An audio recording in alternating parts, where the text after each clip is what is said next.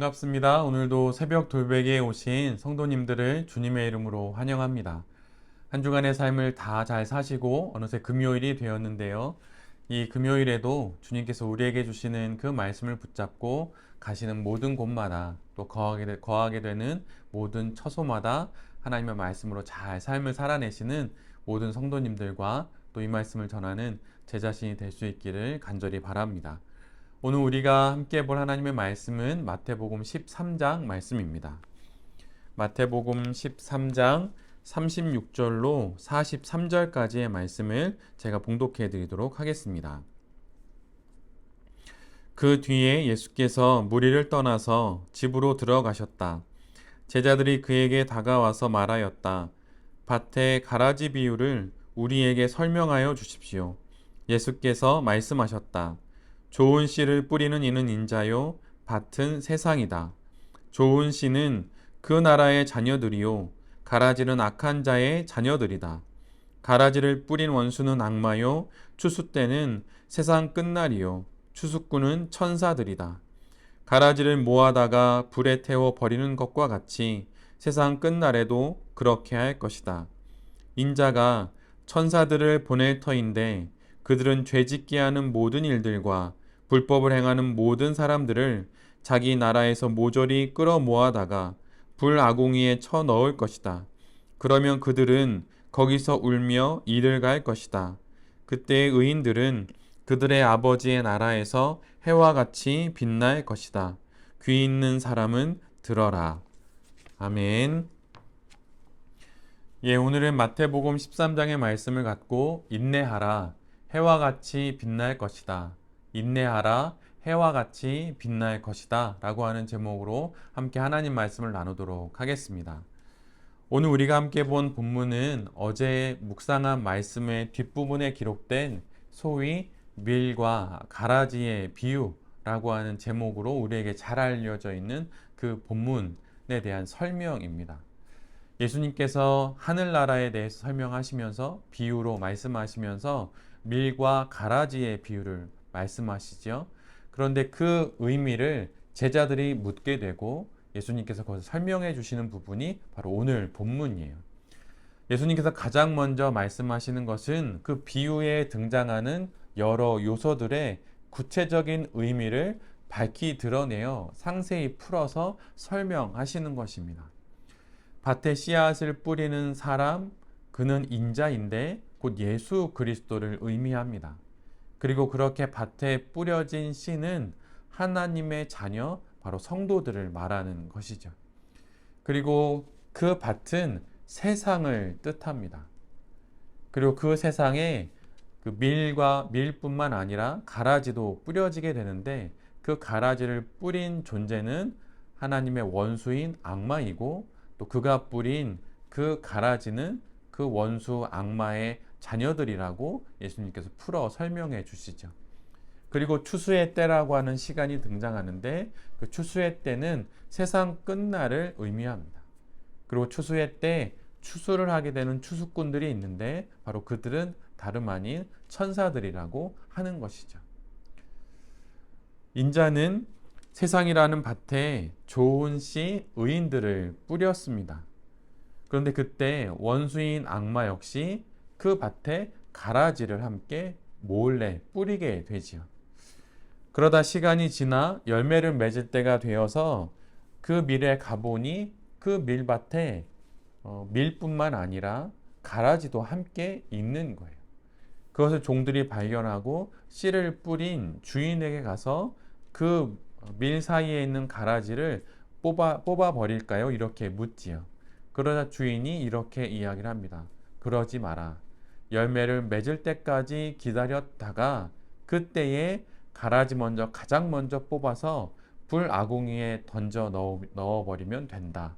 그리고 그 다음에 알곡을 거두어 드리면 된다라고 그렇게 이야기를 하는 것입니다. 오늘 이 본문을 보면 우리가 먼저 알게 되는 사실은 이 세상에 우리가 홀로 살아가는 것이 아니라 성도들만 살아가는 것이 아니라 이 세상에 우리의 삶을 어렵게 하는 많은 조건들이 함께 있다고 하는 거예요. 우리는 분명 하나님의 자녀입니다. 근데 우리가 사는 우리의 삶의 자리는 저 천국이 아니라 바로 세상이라고 하는 것입니다. 이 세상 속에 우리가 삶을 살아갈 때 우리의 삶을 어렵게 하는 삶의 조건과 상황들이 가라지처럼 우리 사이에 있다고 하는 거예요. 혹 오늘 본문을 읽으면서 나는 밀이고 나를 힘들게 하는 그 사람은 가라지이다, 이렇게 이해해서는 안 됩니다. 그것은 너무 좁은 이해예요. 그것이 아니라 하나님의 세상인 이 세상 속에 자녀들로 살아가는 성도들이 있지만 그 성도들의 삶의 주변에 늘 어려움들이 있다고 하는 것, 바로 그것을 말씀하시는 것입니다.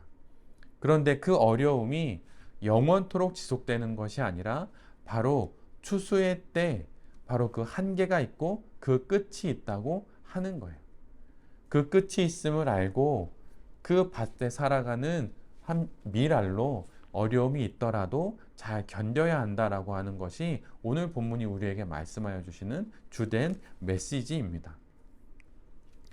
뿌려진 씨앗인 밀이 열매를 맺기까지 시간이 필요하겠지요. 여러 시련과 사건들을 지나야 열매가 됩니다. 우리가 먹는 사과 한 알이 우리 손에 오기까지 어느 시인의 이야기처럼 그 사과 한 알에 태풍 3개쯤은 들어있고 또한 눈보라와 비바람이 한 서너 개쯤은 들어있다고 시인은 이야기를 했어요.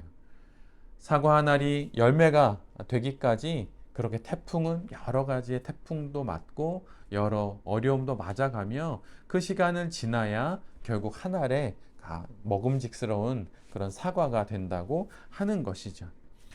그런데 우리의 삶 역시 그렇게 시간을 보내고 또 여러 시련의 때를 지나야만 비로소 알곡이 될 수가 있는 것입니다.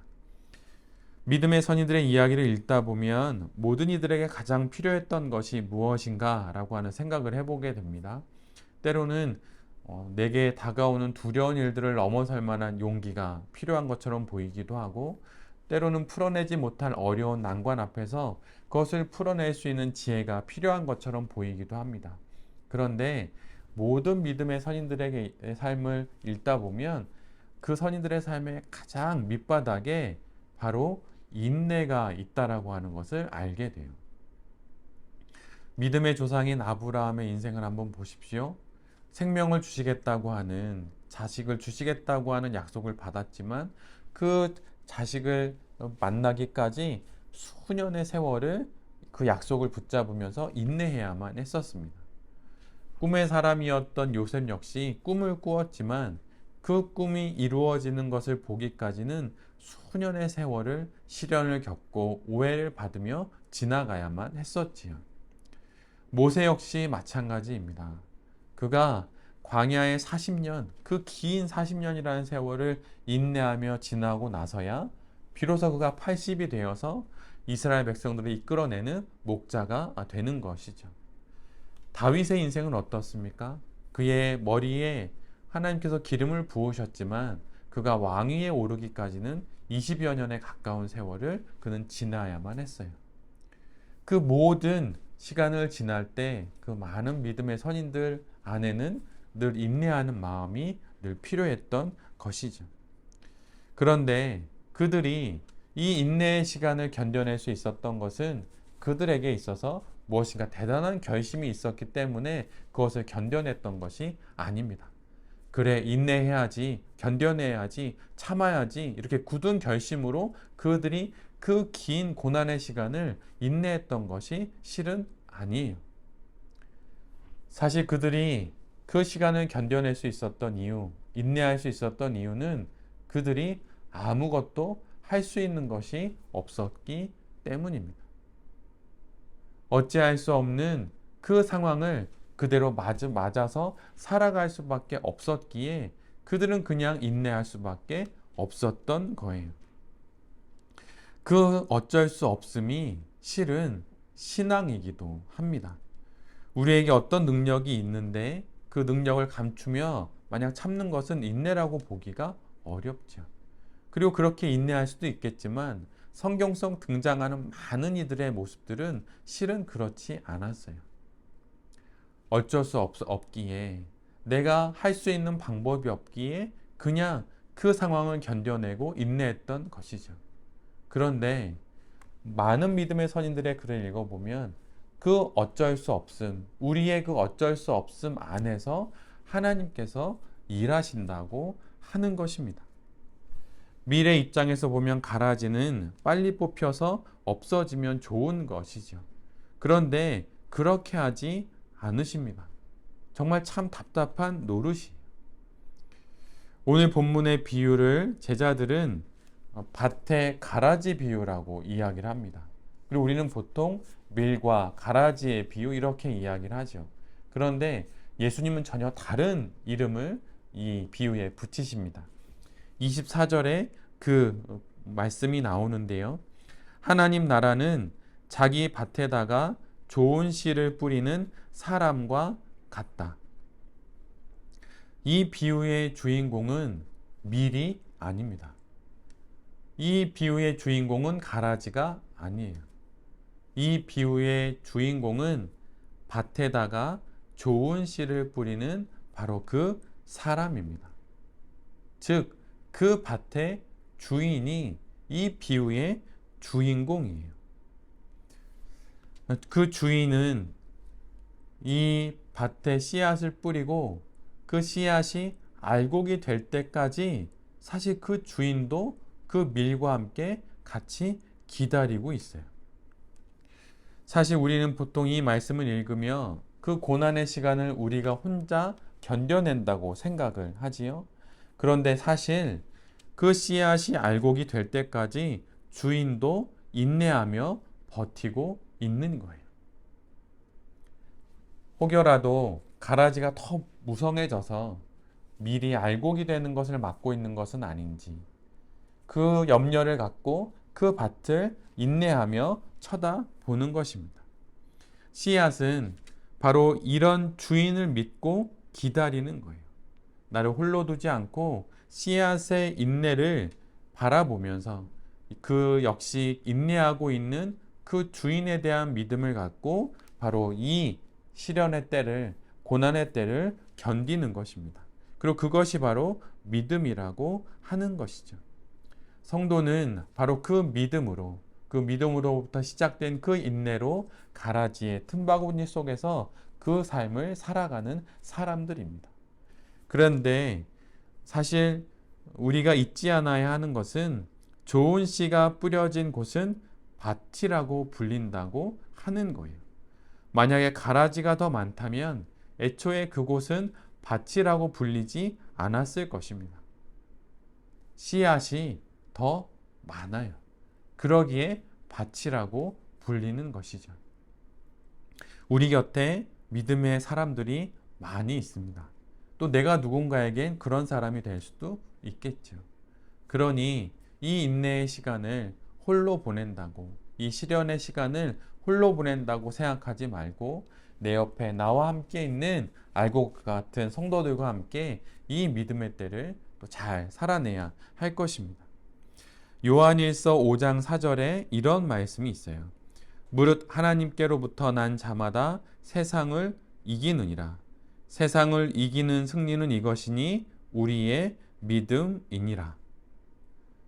하나님께로부터 난 자마다 세상을 이깁니다. 그리고 세상을 이기는 그 승리는 우리의 믿음이라고 성경은 말하고 있어요. 여러 번역본을 읽고 좀 정리해 보면 이 본문을, 하나님의 말씀을 이렇게 달리 또 설명해 드릴 수도 있습니다. 하나님의 모든 자녀들은 세상을 이깁니다. 그리고 우리에게 이 승리를 주는 것은 바로 우리의 믿음입니다. 이 믿음이 있기에 우리가 인내할 수 있는 것이고 이 인내를 통해 마침내 우리는 알곡이 되는 거예요. 끝까지 견디는 자는 구원을 얻으리라 라고 말씀하셨던 주님의 그 말씀을 기억하면서 인내함으로 알곡이 되어 하나님의 품 안에 안기게 되는 우리 모두가 되기를 빕니다. 여러분 혹시 이런 찬양을 알고 계신가요? 해같이 빛나리. 김석균 작사 작곡의 이 찬양 많은 분들이 알고 계실 텐데요. 그 찬양의 가사의 앞부분이 이렇습니다.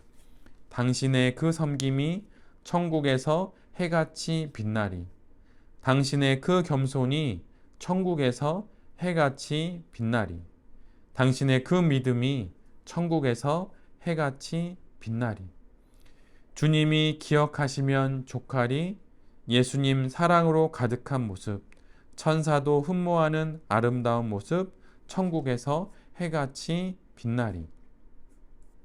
예전에 장인어른 생신에 온 가족이 불러드렸던 찬양이기도 합니다. 그 찬양을 부르면서 참 은혜가 되었어요.